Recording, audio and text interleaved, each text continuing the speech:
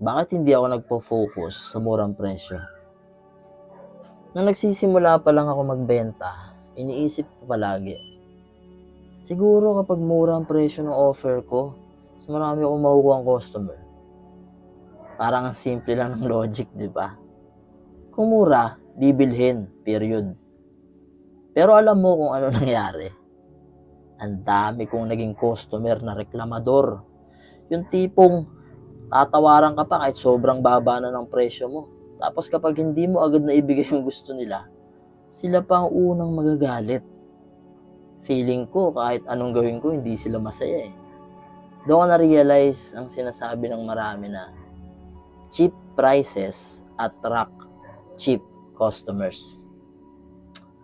May nakausap akong coach noon at tinanong niya ako, gusto mo ba talaga mag-focus sa pagbebenta ng mura? Kasi kung oo, handa ka bang makipag-deal sa mga customer na laging naghahanap ng tawad? Yung hindi appreciative sa effort mo at madaling magreklamo. Napaisip ako. Sabi ko tama siya. Kapag ang focus mo ay mura lang, ang na-attract mong customer ay yung mga tao na hindi willing mag-invest sa sarili nila o sa value ng produkto mo. At madalas sila rin yung pinaka-demanding at mahirap pasayahin. Kung anong enerhiya ng presyo mo, yun din ang enerhiya ng customer mo. Maniwala ka. Kasi like attracts like. Kaya nagsimula ako mag-shift ng perspective. Imbis na i-focus ko ang offer ko sa mura, nag-focus ako sa value.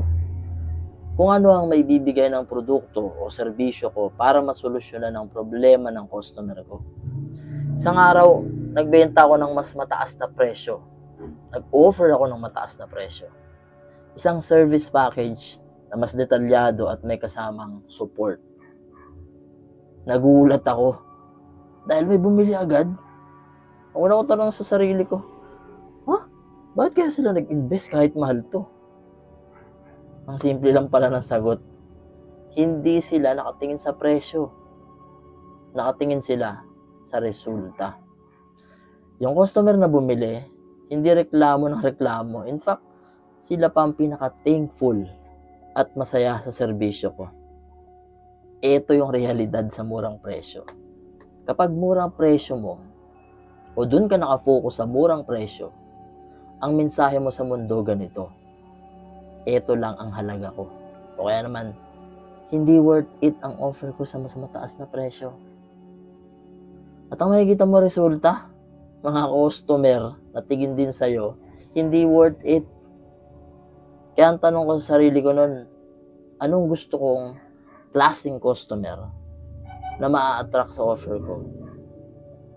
Kung gusto ko ng customer na appreciative, ready mag-invest at handa para sa long-term na resulta, hindi ko pwedeng gawing batayan ang mura.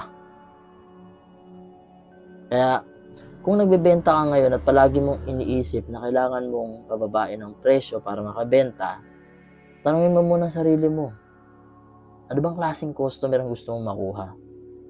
Gusto mo ba ng volume o quality? Ano mas mahalaga? Murang produkto o resultang pangmatagalan? Alam mo, hindi masama magbigay ng value sa tamang presyo. At kapag nakita ng tamang customer ang halaga ng offer mo, hindi nila titingnan ng presyo. Kasi mas makikita nila yung result na ino-offer mo. Kapag nag-focus ka sa mas mura, ang makukuha mo rin ay mga murang mindset. Pero kapag nag-focus ka sa value, makaka-attract ka ng customers na handang mag-invest sa tamang produkto, tamang tao at tamang resulta.